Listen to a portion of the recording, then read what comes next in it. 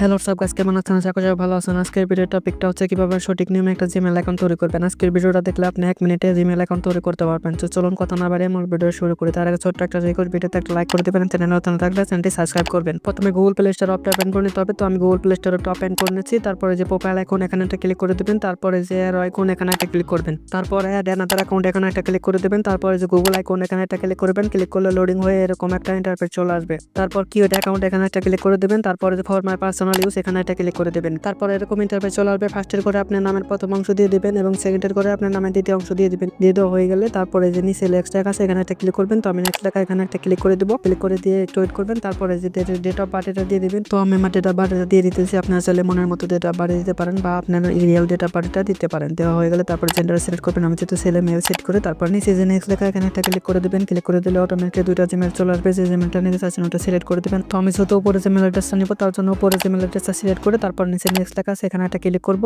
তারপর এখানে 8 ডিজিটের স্ট্রং পাসওয়ার্ড দিবেন। অবশ্যই পাসওয়ার্ড ছোট হাতে বড় হাতে সংখ্যা মিলিয়ে দিবেন। তো আমি আমার পাসওয়ার্ডটা দিয়ে নিচ্ছি।